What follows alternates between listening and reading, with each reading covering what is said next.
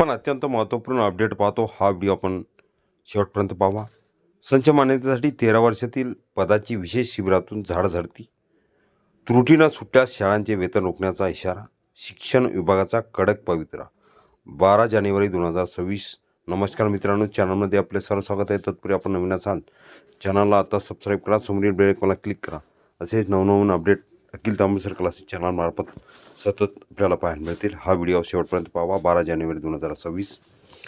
राज्यातील शाळांमध्ये शिक्षक व शिक्षकेतर कर्मचाऱ्यांची संख्या निश्चित करण्यासाठी सुरू असलेली संच मान्यता प्रक्रिया अंतिम टप्प्यात पोहोचलेली आहे. या पार्श्वभूमीवर 2013 पासून आजपर्यंत मंजूर करण्यात आलेल्या शिक्षक व शिक्षकेतर पदांची सखोल पडताळणी करण्यासाठी मुंबई शिक्षण निरीक्षक कार्यालयाच्या वतीने विशेष शिबिराचे आयोजन करण्यात आले आहे. या शिबिरामध्ये आढळलेल्या त्रुटी 15 जानेवारीपर्यंत दुरुस्त न केल्यास संबंधित शाळांचे वेतन रोखले जाईल, असा स्पष्ट इशारा शिक्षण विभागाने दिला आहे. मुंबई शहरातील उत्तर, दक्षिण आणि पश्चिम विभागातील शिक्षण निरीक्षक कार्यालयाकडून गुरुवार व शुक्रवारी विशेष शिबिरं आयोजित करण्यात आली आहेत. या शिबिरामध्ये प्रत्येक शाळेतील शिक्षक व शिक्षकेतर कर्मचाऱ्यांची 13 वर्षाची सविस्तर आकडेवारी, मंजूर पदे, प्रत्यक्षात कार्यरत कर्मचारी आणि त्या अनुषंगाने विद्यार्थ्यांची संख्या यांचा ताळमेळ तपासला जात आहे. या संदर्भात माहिती देताना शिक्षण निरीक्षक संजय जावीर व मुश्ताक शेख यांनी सांगितले की 2013 पासून मंजूर असलेल्या सर्व पदाची कागदपत्रासह तपासणी केली जात आहे. मंजूर पदे आणि प्रत्यक्ष कर्मचारी ह्यामध्ये विसंगती आहे का याची खातरजमा करण्यावर भर दिला जात आहे. हा व्हिडिओ उपयोगी वाटला तर लाईक, शेअर आणि अखिल तांबेसर क्लासेस चॅनलला सबस्क्राईब करा. 2013 पासूनची आकडेवारी तपासण्यामागील कारण स्पष्ट. शिक्षण विभागाने 2013-14 या शैक्षणिक वर्षापासून शाळांमधील शिक्षक व शिक्षकेतर कर्मचाऱ्यांची पदे ही विद्यार्थी संख्येच्या आधारे मंजूर करण्याची पद्धत लागू केली. त्यावेळी मंजूर झालेल्या पदांच्या आधारे शाळांनी पुढील वर्षामध्ये सादर केलेली विद्यार्थी संख्या आणि त्यानुसार ठेवलेले कर्मचारी खरोखरच नियमबाह्य आहेत का याची तपासणी आता करण्यात येत आहे.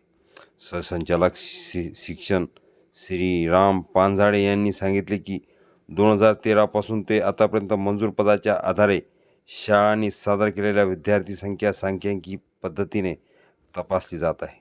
मंजूर पदे योग्य होती का, नियमानुसार कर्मचारी ठेवले आहेत का, हे शिक्षण विभाग आणि शाळा प्रतिनिधी समोरासमोर बसून पडताळून पाहत आहेत. ही संपूर्ण संच मान्यता प्रक्रिया 15 मार्च 2024 रोजी जाहीर करण्यात आलेल्या शिक्षण विभागाच्या निकषानुसार अंतिम करण्यात येत आहे. प्रत्येक जिल्हा स्तरावर ही पडताळणी सुरू असून मुंबईत ह्या प्रक्रियेला विशेष गती देण्यात आली आहे. शिक्षक संघटनांची भूमिका. दरम्यान ह्या तपासणी प्रक्रियेबाबत शिक्षक संघटनांकडूनही प्रतिक्रिया व्यक्त होत आहेत. प्राथमिक शिक्षक समितीचे कार्याध्यक्ष विजय कोंबे यांनी सांगितले की RTI कायद्याच्या तरतुदीनुसार विद्यार्थ्यांच्या संख्येच्या आधारे शिक्षक व कर्मचारी नियुक्त केले तरच विद्यार्थ्यांचे शैक्षणिक हित जपले जाईल. त्यामुळे संच मान्यता देताना केवळ आकडेवारी नव्हे तर प्रत्यक्ष शैक्षणिक गरजाही लक्षात घेतल्या पाहिजेत. शाळांमध्ये खळबळ. शिक्षण विभागाच्या ह्या कडक भूमिकेमुळे मुंबईतील अनुदानित व अंशतः अनुदानित शाळांमध्ये मोठी खळबळ उडली आहे.